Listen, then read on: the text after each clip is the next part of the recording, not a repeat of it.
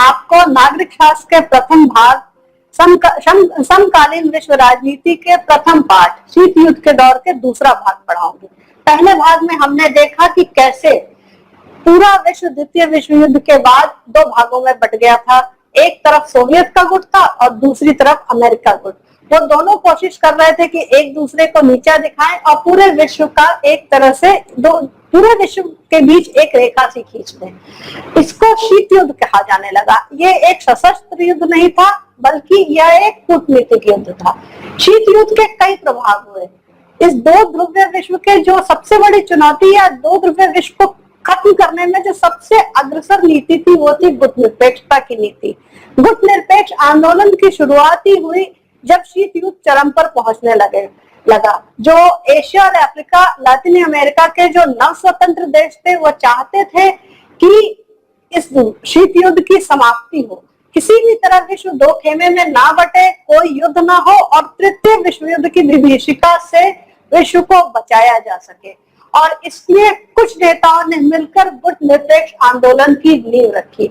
हम सबसे पहले ये जानने की कोशिश करेंगे कि गुट निरपेक्ष आंदोलन में प्रमुख भूमिका किन नेताओं ने या किन देशों ने निभाई और क्या उनकी भूमिका रही। गुट निरपेक्षता ये शब्द कहाँ से आया, क्या इसका अर्थ है और क्या इसकी परिभाषा है।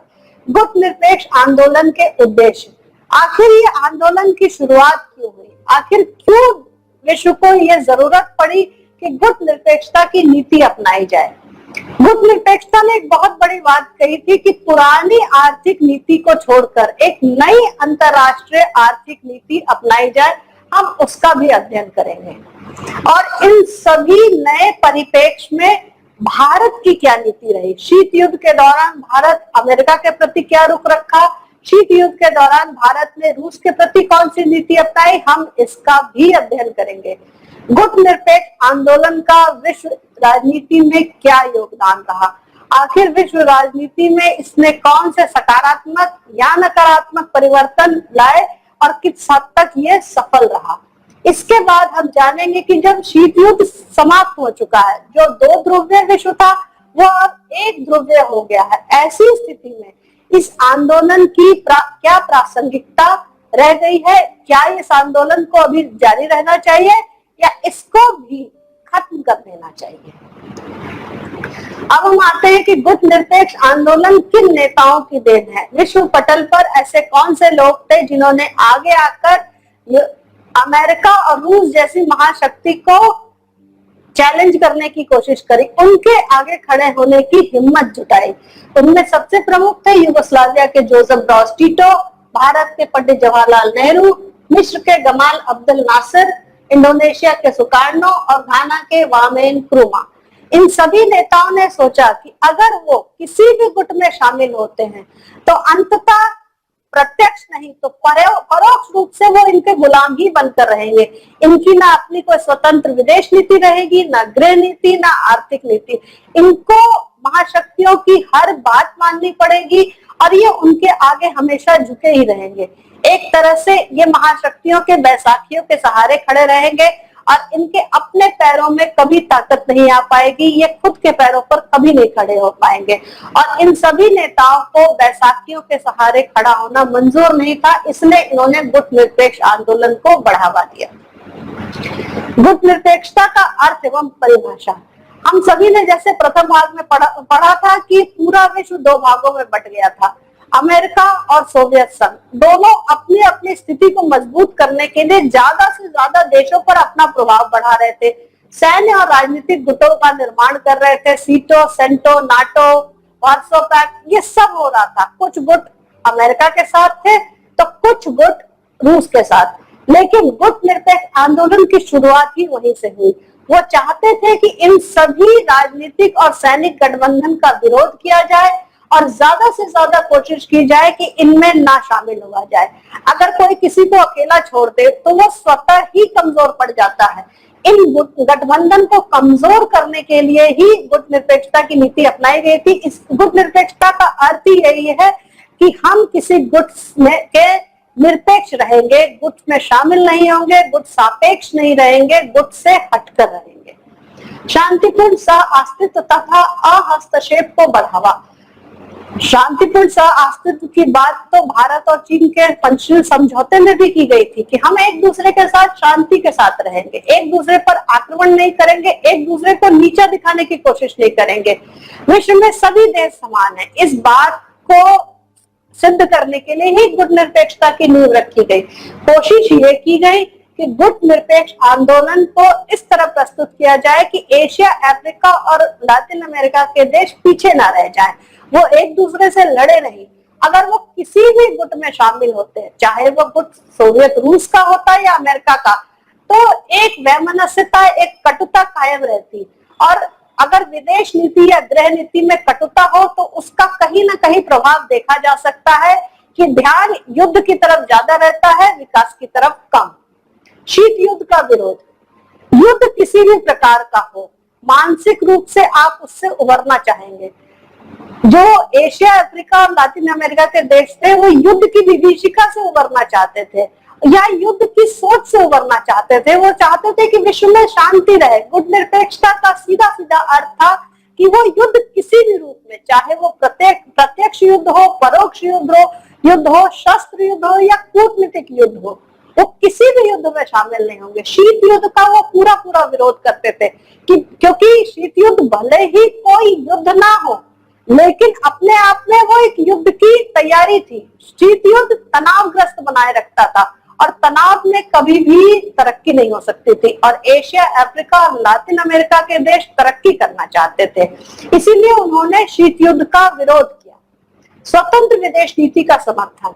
बहुत मुश्किलों से, बहुत कुर्बानियों के बाद इन देशों ने, तीसरी दुनिया के देशों ने आजादी पाई थी और वो किसी भी कीमत पर इस आजादी को खोने को तैयार नहीं थे।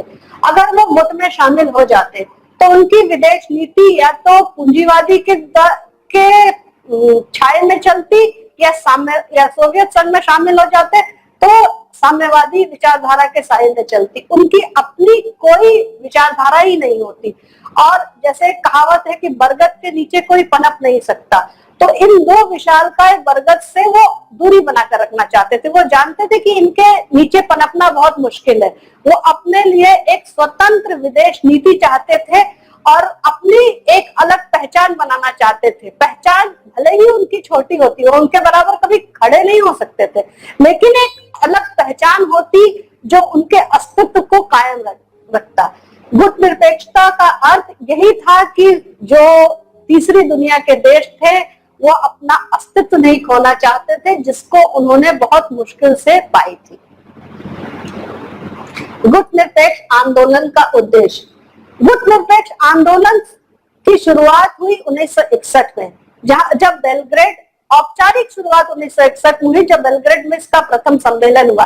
तब सिर्फ 25 देशों ने गुट निरपेक्ष आंदोलन में भाग लिया था, लेकिन जब अभी अजरबैजान के बाकू की राजधानी बाकू में इसका सम्मेलन हुआ तो 120 देशों ने भाग लिया। धीरे धीरे इस आंदोलन ने एक गति पकड़ी और आज ये पूरे विश्व पटल पर छा गया है। गुट निरपेक्ष आंदोलन का प्रमुख उद्देश्य था कि वो संयुक्त राष्ट्र संघ के शांति प्रयासों तथा कार्यों में प्रभावी सहयोग करना चाहता था। संयुक्त राष्ट्र संघ के विपरीत नहीं खड़ा था गुट निरपेक्ष आंदोलन, बल्कि वो उसके साथ खड़ा था, क्योंकि संयुक्त राष्ट्र संघ की स्थापना हुई थी विश्व शांति के लिए। तो गुट निरपेक्ष आंदोलन ये चाहता था कि वो इस संस्था के साथ मिलकर विश्व उसके शांति प्रयासों को सफल बनाए तथा उसके सभी कार्यों में प्रभावी सहयोग करे, चाहे वो उसकी एजेंसियां हो या उसके अपना संगठन हो, उसको वो हमेशा मजबूत करना चाहता था। नई अंतरराष्ट्रीय आर्थिक व्यवस्था की स्थापना। एक पुरानी आर्थिक व्यवस्था चली आ रही थी जहां अमीर और अमीर होते चले जा रहे थे और गरीब। यूरोप में औद्योगिक क्रांति हो चुकी थी, लेकिन उसकी जरा भी छाया एशिया और अफ्रीका पर नहीं पड़ी थी। एशिया और अफ्रीका के देश जो है कच्चा माल बेचते थे, यूरोप के देश खरीदते थे और वापस वहां उत्पादन करके, अपने देशों में उत्पादन करके यूरोपीय देश वापस एशिया और अफ्रीका में ये कच्चा माल भेज देते थे, जिसकी वजह से एशिया और अफ्रीका और लातिन अमेरिका के देश हमेशा गरीब ही रहे और सारा फायदा, सारा लाभ यूरोप के देशों को मिलता रहा। ये उससे मुक्ति चाहते थे। इन्होंने नई अंतरराष्ट्रीय आर्थिक व्यवस्था की स्थापना की बात भी की। पर्यावरण संरक्षण, जितने शस्त्रों का निर्माण हो रहा था, जितना परमाणु परीक्षण हो रहा था, वो प्रत्यक्ष या अप्रत्यक्ष रूप से पर्यावरण को बहुत नुकसान पहुंचा रहा था। इस बात को सबसे पहले गुटनिरपेक्ष आंदोलन ने ही सामने रखा कि अगर हम इस तरह से परमाणु परीक्षण करते रहे तो एक ना एक दिन ये सृष्टि नष्ट हो जाएगी और हमें इससे बचना चाहिए। इस बात को सामने रखते हुए गुटनिरपेक्ष आंदोलन ने हथियारों की होड़ को कम करने की बात कही। साम्राज्यवाद तथा उपनिवेशवाद का उन्मूलन। 1945 के बाद कई देश आजाद हो गए थे, एशिया, अफ्रीका और लातिन अमेरिका के, लेकिन कई देश अभी भी यूरोपीय देशों के उपनिवेश बने हुए थे। गुटनिरपेक्ष आंदोलन ने यह बात रखी कि सबको स्वतंत्रता का अधिकार है। जितने भी यूरोपीय देश या अमेरिका के देश अगर कोई उपनिवेश एशिया, अफ्रीका, लातिन अमेरिका में बनाए हुए हैं तो अब वो उनको स्वतंत्र कर दें।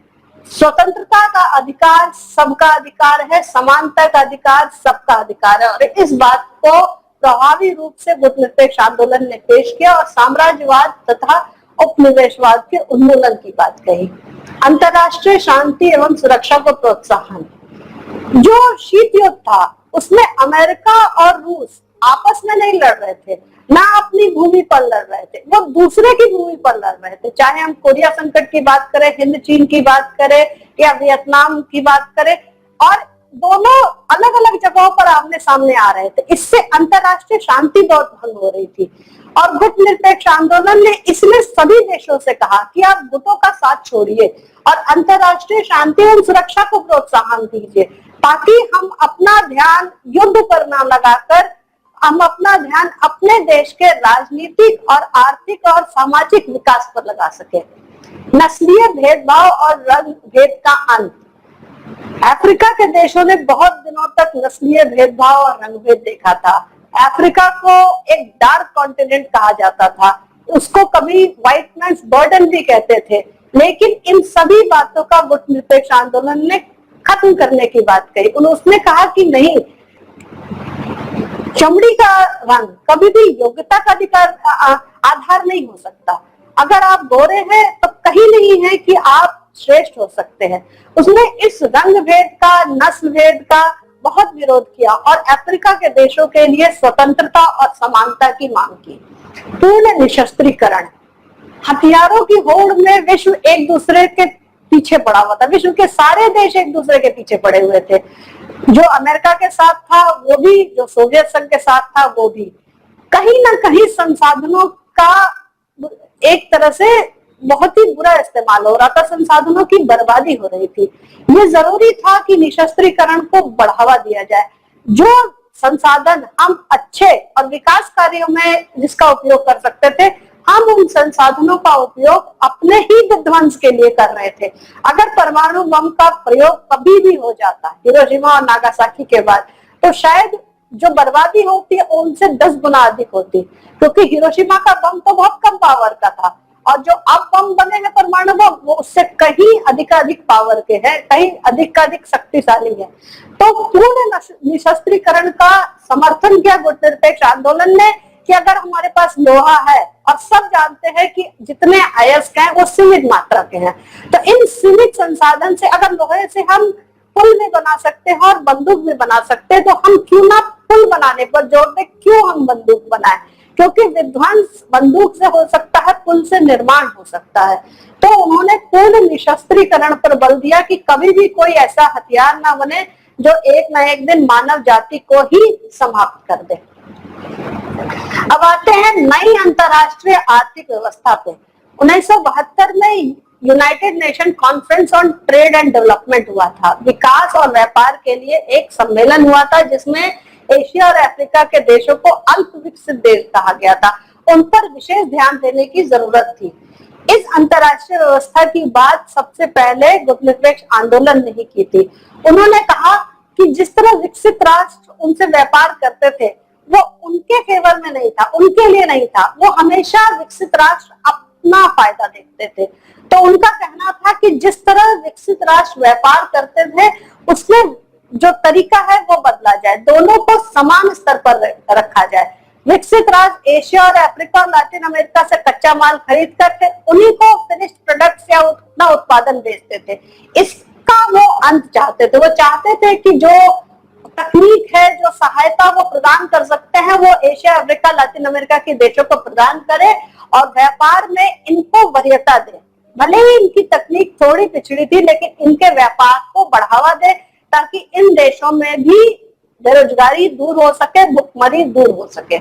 विकासशील राष्ट्रों के द्वारा औद्योगिक माल के निर्यात को प्रोत्साहन। जितने विकासशील राष्ट्र थे वो तकनीक में तो पीछे थे, लेकिन वो चाहते थे कि उनके औद्योगिक माल के निर्यात को प्रोत्साहन मिले ताकि वो विदेशी मुद्रा कमा सके। कहीं ना कहीं वो विकसित राष्ट्र के साथ खड़ा होना चाहते थे। वो चाहते थे कि उनके देश में भी औद्योगिकरण आए, भले ही उसकी रफ्तार धीमी हो, लेकिन 5 साल, 10 साल, 15 साल, जितना भी समय लगे, धीरे धीरे करके वो आगे बढ़ना चाहते थे। वो विकसित राष्ट्र के बराबर आना चाहते थे। आज भी जो ग्रेट डिवाइड है, जो साउथ नॉर्थ डिवाइड है, उसकी बात होती है, तो इसको कम करने की बात की गई थी। विकासशील राष्ट्रों द्वारा विकसित राष्ट्रों के मध्य तकनीकी उत्थान की खाई को कम करना। वो चाहते थे कि खाई कम हो। जो ये खाई बनी हुई है नॉर्थ और साउथ की, यूरोप और एशिया, अफ्रीका की, ऐसा लगता है जैसे दुनिया दो खेमों में बटी हुई है। एक अमीर राष्ट्रों का खेमा है और एक गरीब राष्ट्रों का खेमा है। अमीर राष्ट्र गरीब राष्ट्र का कहीं ना कहीं शोषण कर रहा है, वो उनको हीन समझते हैं। इस हीनता को दूर करने के लिए बहुत जरूरी था कि अमीर जो भी विकसित राष्ट्र थे वो तकनीकी सहयोग करते, जो कि विकासशील देश थे उनका, और तकनीकी सहयोग के बल पर ही, शिक्षा और तकनीक के बल पर ही कोई राष्ट्र तरक्की कर सकता। और विकासशील राष्ट्रों ने इसकी मांग गुटनिरपेक्ष आंदोलन के द्वारा की थी। खनिज पदार्थों पर उसी राष्ट्र की संप्रभुता स्थापित करना, ये बात जो कि हमने पहले भी डिस्कस करी थी, बताया था कि जो खनिज पदार्थ थे, अगर कोई गुट में शामिल हो जाता तो उनके देश के खनिज पदार्थ पर महाशक्तियों का अधिकार हो जाता। इसलिए ये बहुत जरूरी था कि उस देश के खनिज पदार्थ पर उसी देश की संप्रभुता स्थापित हो, यानी वो अपने देश के खनिज पदार्थों का, संसाधन का उपयोग अपने लिए करे, ना कि महाशक्तियों के लिए। कच्चे माल की कीमत स्थिर रखना। अगर ये देश कभी तरक्की करते थे तो जो विकसित देश थे वो कच्चे माल की कीमत बढ़ा देते थे या बहुत ही घटा देते थे, जिससे इनको नुकसान होता था। इसलिए गुटनिरपेक्ष आंदोलन ने एक मांग ये भी रखी कि कच्चे माल की कीमत को स्थिर रखा जाए ताकि ये देश तरक्की के पथ पर अग्रसर हो सके। अब हम देखेंगे कि भारत, जो कि एक प्रमुख नेता था इस गुटनिरपेक्ष आंदोलन का, जिसने गुटनिरपेक्ष आंदोलन की नींव रखने में एक बहुत बड़ी भूमिका निभाई, आखिर उसकी क्या भूमिका रही शीत युद्ध के दौरान, और किस तरह उसने शीत युद्ध के दौरान अपनी अक्षुण्णता बनाए रखी, अपनी स्वतंत्र विदेश नीति को बनाए रखा। सबसे पहले शीत युद्ध के दौरान भारत की अमेरिका के प्रति नीति। अमेरिका भारत के संबंध शुरुआत में अच्छे नहीं थे। अमेरिका चाहता था कि भारत उसके गुट में शामिल हो जाए, लेकिन तब के प्रधानमंत्री पंडित जवाहरलाल नेहरू ने इसको स्वीकार नहीं किया। उन्होंने कहा कि वो गुटनिरपेक्षता की नीति को ही अपनाएंगे। उन्होंने कहा कि गुटनिरपेक्षता की नीति कोई पलायनवादी नीति नहीं है, बल्कि ये एक ऐसी नीति है जिसमें हम अपनी एक अलग पहचान बनाएंगे। अमेरिका ने हमेशा भारत का विरोध किया। भारत पाक युद्ध के दौरान भी अमेरिका भारत के विरोध में पाकिस्तान का ही समर्थन करता रहा, लेकिन फिर भी भारत के मन में अमेरिका के प्रति कटुता नहीं थी। और धीरे धीरे समय के साथ जब शीत युद्ध में शिथिलता आई, तब अमेरिका का रुख भारत के प्रति बदल गया था और व्यापारिक संबंध बढ़ गए। और अब एक ऐसा समय आया जब अमेरिका ने भारत का काफी तकनीकी सहयोग किया और कई कारखानों की स्थापना करने में भारत की मदद करी। शीत युद्ध के दौरान भारत की रूस के प्रतिनिधि, रूस एक साम्यवादी देश था और भारत ने समाजवाद को अपनाया था, प्रजातांत्रिक समाजवाद को अपनाया था। तो रूस कहीं ना कहीं भारत के प्रति एक सॉफ्ट कॉर्नर रखता था। उसकी विचारधारा भारत के प्रति कोमल थी और भारत का झुकाव भी रूस की तरफ ज्यादा था। भारत का समर्थन रूस ने कई बार किया था, भारत पाक युद्ध के दौरान भी, भारत चीन युद्ध के दौरान भी, और संयुक्त राष्ट्र संघ में जब कश्मीर का मुद्दा उठा तो भी रूस ने भारत का समर्थन किया था। ऐसी स्थिति में रूस और भारत के बीच एक नैसर्गिक मैत्री कायम हो गई थी, जिसका स्वरूप हमें 1971 में एक मैत्री समझौते के रूप में भी देखने को मिला। इस समझौते का अमेरिका ने काफी विरोध किया था, लेकिन ये समझौता कहीं से भी गुटनिरपेक्षता की नीति के विरोध में नहीं था। अब हम देखेंगे कि भारत ने कोरिया संकट के समय कौन सी भूमिका निभाई। कोरिया संकट में उत्तर कोरिया और दक्षिण कोरिया के मध्य युद्ध हो गया था और संयुक्त राष्ट्र संघ ने इस युद्ध को समाप्त करने के लिए एक आयोग बनाए थे। इस आयोग का अध्यक्ष बाद में भारत हो गया था और भारत के ही प्रस्ताव को बाद में स्वीकार किया गया, जिससे कोरिया संकट की समाप्ति हुई। हिंद चीन समस्या के समय भी फ्रांसीसी सरकार को लोगों ने उखाड़ फेंका था और रूस ने वहां पर साम्यवादी सरकार की स्थापना की थी, जिसका अमेरिका ने बहुत विरोध किया था। इसके लिए भी जब संयुक्त राष्ट्र संघ ने आयोग बनाए तो उसका अध्यक्ष भारत था। भारत की ही पहल पर हिंद चीन समस्या का भी समाधान हो पाया था। गुटनिरपेक्ष आंदोलन का योगदान। किसी भी आंदोलन की शुरुआत में यह देखा जाता है कि वो कितना लंबा चलेगा और अगर चलेगा तो उसकी भूमिका क्या होगी। विश्व पटल पर गुटनिरपेक्ष आंदोलन की भी यही स्थिति थी। हर कोई ये जानना चाहता था कि आंदोलन जो बहुत ही कमजोर देशों ने शुरू किया है, आखिर वो कमजोर देश इतनी बड़ी महाशक्तियों का सामना किस तरह कर पाएंगे। ये अकेले पड़ जाएंगे या फिर इनका अंत हो जाएगा या ये एक तरह से कोलैप्स कर जाएंगे या ये टिक नहीं पाएंगे। परंतु ये देखने को नहीं मिला। गुटनिरपेक्ष आंदोलन 25 देशों से शुरू होकर 120 देशों तक पहुंचा। तीसरी दुनिया के देशों का आर्थिक विकास। सबसे पहले तो गुटनिरपेक्ष आंदोलन ने जो अविकसित देश थे उनको विकासशील बनाया। गुटनिरपेक्ष आंदोलन सिर्फ नकारात्मक नहीं था कि हम किसी चीज का विरोध कर रहे हैं या हम पलायन कर रहे हैं किसी विचारधारा से, बल्कि यह एक सकारात्मक विचारधारा थी जो ये कह रही थी कि हम छोटे हैं तो क्या हुआ, हम कमजोर हैं तो क्या हुआ, हम मिलकर साथ रहेंगे और एक दूसरे का सकारात्मक सहयोग करेंगे, नकारात्मक रूप से एक दूसरे के पीछे नहीं पड़ेंगे। और तीसरी दुनिया के देशों का आर्थिक विकास इस वजह से ही संभव हो पाया। रंग भेद का अंत। ये गुटनिरपेक्ष आंदोलन का ही प्रयास था कि अपार्थीड या रंग भेद को एक क्राइम या एक गुनाह घोषित किया गया है। अब पूरे विश्व में कहीं भी रंग भेद को मान्यता नहीं दी गई है। अफ्रीका का जो स्वाभिमान जिसको एक तरह से खत्म कर दिया गया था वो वापस आ गया। अब अफ्रीका भी सर उठा रहा है और धीरे धीरे अफ्रीका के देश भी तरक्की के पथ पर अग्रसर हैं। शांति और निशस्त्रीकरण का बल।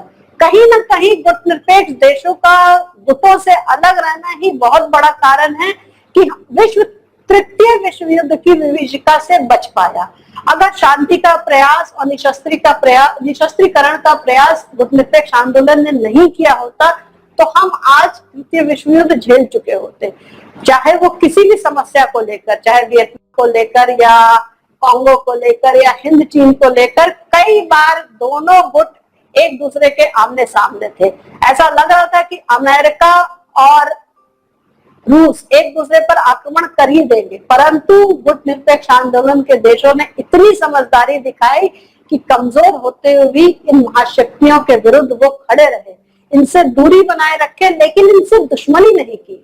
और ये बहुत ही समझदारी की नीति थी। मानव अधिकार पर बल। रूसों ने कहा था कि we all are born free but are in chains. हम सब स्वतंत्र पैदा हुए हैं लेकिन हम बंधनों में बंधे हुए हैं। मानव अधिकार आयोग की स्थापना तो संयुक्त राष्ट्र संघ ने की थी, लेकिन इसका जो प्रैक्टिकल रूप है, जो व्यवहारिक रूप है, वो गुटनिरपेक्ष आंदोलन में देखने को आया, जहां कमजोरों को बल मिला। मानव अधिकार सिर्फ अमीरों की धरोहर नहीं थी। गुटनिरपेक्ष आंदोलन ने अंततः ये सिद्ध कर दिया कि मानव अधिकार पर सिर्फ यूरोप और उत्तरी अमेरिका का अधिकार नहीं है, ये एशिया, अफ्रीका और लातिन अमेरिका के देशों के लिए भी है कि वो किस तरह अपने देश के नागरिकों को भी स्वतंत्रता और समानता प्रदान करते हैं।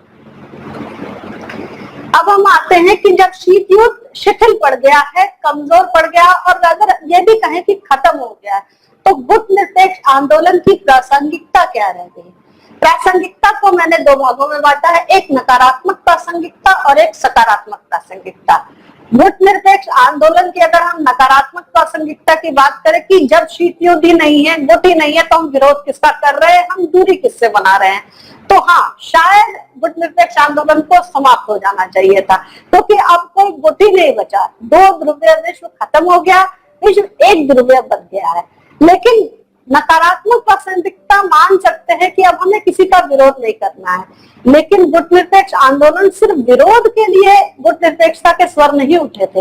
इस आंदोलन के देशों ने, कमजोर देशों ने मिलकर एक मजबूत संस्था बनाई थी कि हम सकारात्मक रूप से आर्थिक सहयोग, राजनीतिक सहयोग एक दूसरे का करेंगे, ताकि हम भी विकसित राष्ट्रों के बराबर खड़े हो सके। और ये सकारात्मक प्रासंगिकता इसकी आज भी कायम है।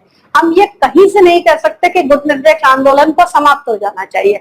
आर्थिक सहयोग बहुत जरूरी है, तकनीकी सहयोग बहुत जरूरी है, ताकि ज्यादा से ज्यादा देश अपने आप को आगे बढ़ा सके। अभी भी एशिया और अफ्रीका के देश काफी पिछड़े हुए हैं और कई देश ऐसे हैं जो भुखमरी की कगार पर है, जिनको आर्थिक और तकनीकी सहयोग चाहिए ताकि वो उभर सके।